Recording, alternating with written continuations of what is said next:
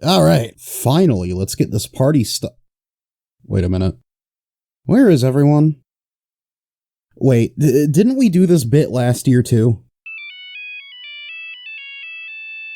Yellow? Uh-huh.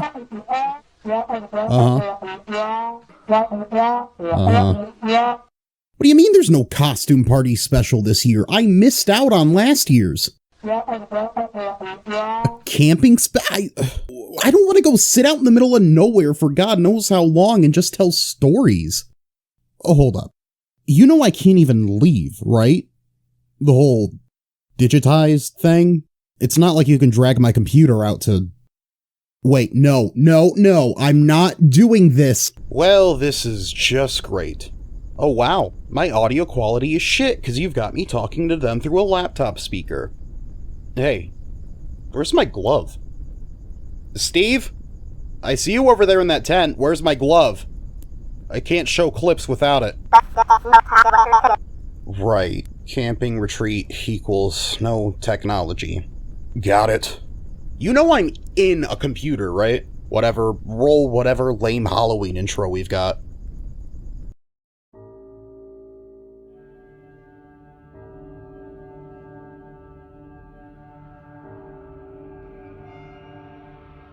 There are animals which lurk in the shadows. There are people who hide in the shadows. The unknown takes residence there as well. But can anything be done about the shadows who lurk around us?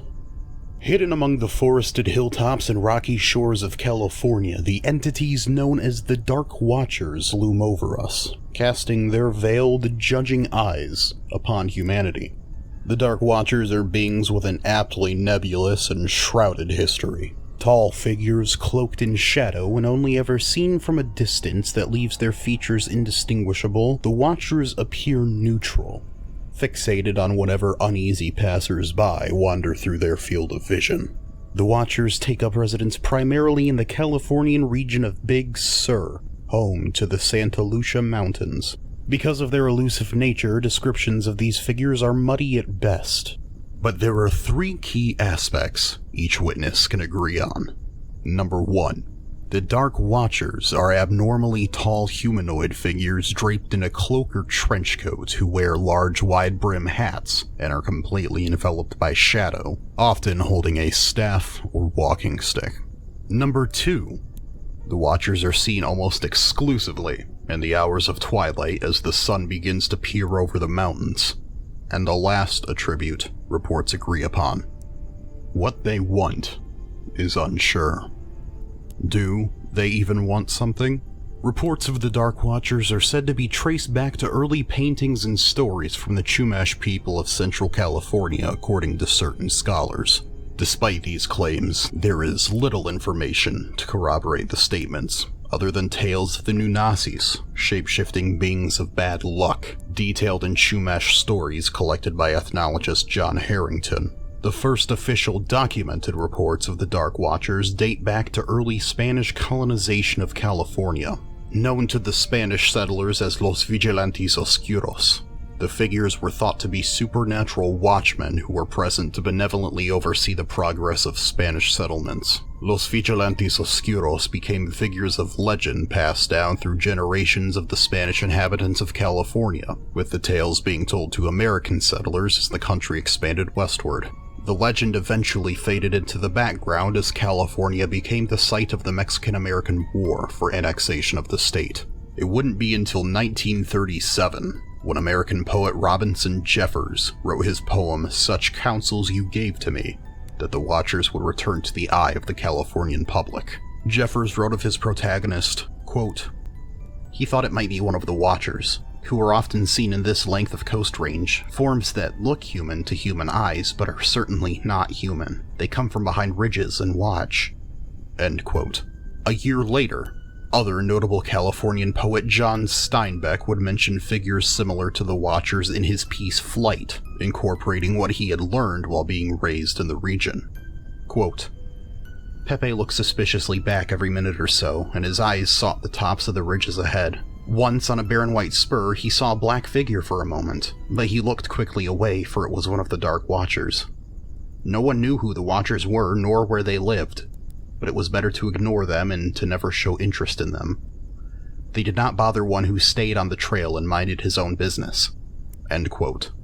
However, while the Dark Watchers are sighted primarily in Big Sur, there are reports of similar figures appearing in other mountain regions of the world. Scotland's Amphirliath Moor of Ben Macdui, or the Grey Man, is a humanoid figure said to inhabit the summit of the mountain Ben Macdui. Unlike the Dark Watchers, though, descriptions of the Grey Man vary drastically. Some witnesses describe the Grey Man to more closely resemble something along the lines of the Yeti or Sasquatch, while others give descriptions of a clothed humanoid similar to the Californian Watchers. Other sightings of similar figures have appeared in the Alps, the Andes, and Australia's Great Dividing Range, each region coming with their own tales of shadowy figures observing humankind from a distance. The Dark Watchers also harken back to legends and myths about shadow people, mysterious beings that lurk in the corners of our vision, always just barely out of sight. While similar, though, shadow people are often attributed to phenomena more commonly experienced within a building or claustrophobic space: sleep paralysis. While there are many reports of shadow people being observed outside of slumber, it is not uncommon for those suffering from sleep paralysis to be more likely hosts to these unwanted nighttime visitors. During a bout of sleep paralysis, a person's body stays asleep while their brain remains semi-conscious, with their eyes usually still open. This bizarre experience causes the brain to panic and create hallucinations and illusions, predominantly those of otherworldly beings looming over the paralyzed sleeper, or sitting in the corner of the room as they surveil their prey. One particular shadow person that has been reported in multiple cases is the Hat Man, a tall, imposing figure who wears a large hat, often accompanied by some sort of robe or trench coat, not unlike the Dark Watchers. There are two prominent theories that could point towards some sort of explanation for the presence of these mysterious Watchers, both of them based upon the regional topography of areas where the Watchers are sighted. A Brocken Spectre, or Mountain Spectre, is an amplified version of a shadow cast on nearby clouds or fog when the sun is opposite the cloud. This amplified shadow appears to have elongated, gigantic proportions and is projected a substantial distance away from the shadow's origins. As the Dark Watchers are seen near twilight when the sun could be positioned behind witnesses while the morning fog rolls in, it is more than possible the Watchers are nothing more than the shadows of the witnesses being projected upon the foggy mountaintops. The other theory relies on similar grounds of optical illusions, but on a more physiological level. Infrasound is a low-frequency sound below the audible range of 20 Hz, which can have physical and psychological effects on nearby humans.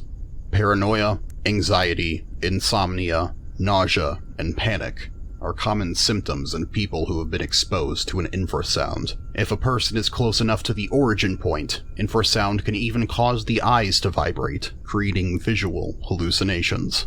Oddly enough, infrasound is most commonly noted to be caused by nearby ocean waves, or wind passing through mountain ranges, two elements of the environments the Dark Watchers and their kin are spotted in.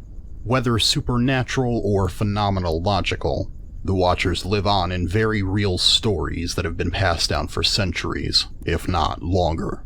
Humans have always been paranoid of being watched, even by each other. Perhaps the Dark Watchers are what initially instilled that fear in ancient man.